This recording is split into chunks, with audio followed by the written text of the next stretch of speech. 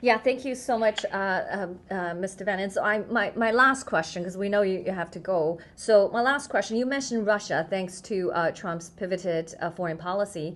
And we also know that Zelensky is going to arrive today to sign the mineral deal. So kudos to the team. So I wanted to ask you, you mentioned Russia's role right now is Trump wanted to divide, right, break the alliance between Russia and China. But my question to you is, do you believe Russia would join forces with the United States to actually eliminate the CCP?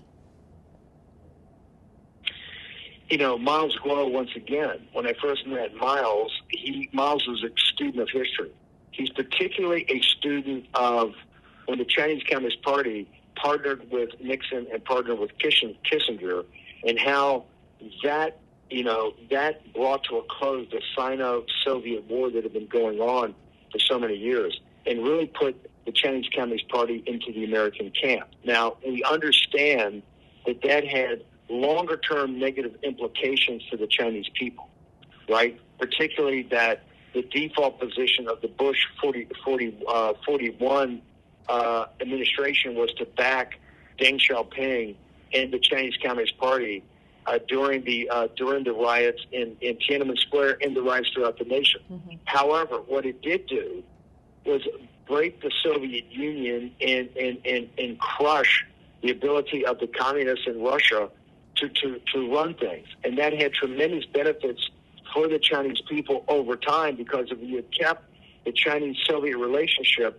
I think China would be much more impoverished today. I think they'd be actually in worse shape than they are under Xi and the Chinese Communist Party. What Miles has recommended from the beginning, Miles was always wanted to say, look, you've got to take a big picture here geostrategically, and you've got to reverse this. To the degree that you can get Russians in a rapprochement and in some sort of alignment with the West and with the United States, that is a way to basically thwart the Chinese Communist Party's, going from East Asia, trying to be a hegemon in East Asia, to try to be a hegemon on the Eurasian landmass. And this is why the Chinese Communist Party, particularly with One Belt, One Road, and all these trillions of dollars of debt they've taken on to the detriment of the Chinese people, but to the benefit of their increasing geostrategic advances throughout the world, particularly in sub-Saharan Africa and Latin America and through many parts of South Asia, that it's now more important than ever for us to do this realignment. It's going to be very tough for the United States to do some sort of strategic partnership with Russia.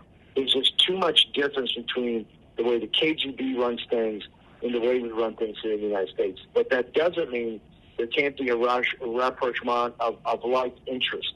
And the key interest, as Miles Guo pointed out, that the interest is to make sure that the Chinese Communist Party does not take from becoming a hegemon in East Asia to become a hegemon on the Eurasian landmass. Because if it becomes a hegemon on the Eurasian landmass, it is 3/4 or 2/3 of the way to controlling the world.